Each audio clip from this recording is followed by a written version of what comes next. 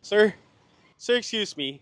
Question for you, sir. Business owner po ba tayo? Yes, sir. Nag-interview po kasi kami ng mga business owners for the younger generation. Okay lang po ba kayo may-interview kahit Okay, sandali? sir. Ikaw yung nakikita ko sa TikTok. Napapanood niyo rin, sir. Rudy. Thank you, sir. Thank you, sir. Ano po bang business natin, sir? F&B. Ilang years na po ba tayo sa F&B industry? Bali, 4 years na po. 4 years, matagal na. Kailan po natin nakuha yung first million natin? 21 years old. 21 years old, sir. Ilan taon na po ba tayo? 24 years old. Any backgrounds po, sir, sa pagbe-business? Kasi ang bata nyo pa, sir, nung nag-start kayo. Nag-start muna ako ng maraming side hustles. Like reseller ng mani sa school. Mani? Yes. Tapos nag-start ako ng tinda ko ng uling, itlog, ng gulay, ng baboy, pati ng manok. Grabe, sir, ang dami. Oh, yes, sir. Tapos nag-cleaning aircon service pa ako. Wow, grabe, sir. Lahat talaga pinasok natin. Yes, sir. Doon ko nakita yung masterpiece ko, which is yung chicken pops. Ito na po yun, sir, yung business natin currently. Yes, sir. Ano po yung turning point natin, sir, papunta sa pagbe-business? Yung naging turning point ko, yung na-scam yung dad ko sa maling investment na dapat pang tuition fee ko. Yun, doon talaga ako mas namulat na mas mag-grind, invest, mag-ipon, mag-business para sa ganun mas mabayaran ko yung tuition fee ko sa UST. Grabe, sir, naubos talaga yung pera nyo nung na-scam kayo? Yes, sir. Talagang wala kaming pambayad ng kuryente, ng tubig. Talagang grind talaga malala. Tapos ngayon, sir, napag-aaral nyo yung sarili nyo, sabi nyo kanina, UST. Yes, sir. At saka ngayon, graduating na siya. Wow, graduating na, sir. Ilan taon pa ba, sir? Bali, ngayon po, graduating na ako ngayon. Wow, congratulations, sir. Thank you, sir. Kumikita na tayo ng malaki, sir. Pero bakit pinili nyo pa rin na mag-invest or pag-aralin yung sarili natin at hindi mag-stick sa pagbe-business? Dati kasi, meron ako pinag-OJT-han, which is law firm. Nakilala ko siya, yung attorney na yon, and in-explain niya sa akin kung bakit kailangan ng may safety net. May degree ka pa rin. Para sa ganun, if ever man, may fallback ka, kung ano man mangyari. If ever man malugi or whatsoever, pwede ka makapag-ipon uli, makapag-comeback uli sa business. Yun, sir. Ginawa nating safety kahit papaano yung pag-aaral na alam natin na hindi makukuha sa atin na ibang tao. Yes, exactly. Last question po, sir. Any advice naman po sa mga viewers natin or sa younger generation na gusto mag-pursue sa industry na gusto nila? For me, perseverance. Try and try talaga. If mag-fail man, isipin natin na everything happens for a reason. Doon mo malalaman kung gaano ka kadesidido na magtagumpay sa buhay. Be resourceful. Ang nangyari sa akin kasi, kung ano man yung gamit namin sa bahay, like yung rep, yung lutuan namin sa bahay, yung ginamit ko sa pagluluto. Mindset kasi ng tao, hindi sila dumidiskarte. Hindi sila naghahanap ng mga bagay na pwede nilang magamit sa business. Kasi nag-start ako ng walang kapital talaga. So, feeling ng tao, kapag wala kang pera, wala ka ng pag-asa. Kailangan mo lang naman diskarte sa real life. At the same time, maging knowledgeable para sa ganun, papagsama mo, tas pag yun, boom, bang. Parang yung product ko, chicken poppers, bang. Grabe, sir, no? Boom, boom, bang talaga. Kung ano yung mga resource na meron tayo at kaya nating i-access, syempre, yun na talaga yung kunin natin. So, thank you so much, sir, for your time. Pleasure to Sir, meet you. pwede,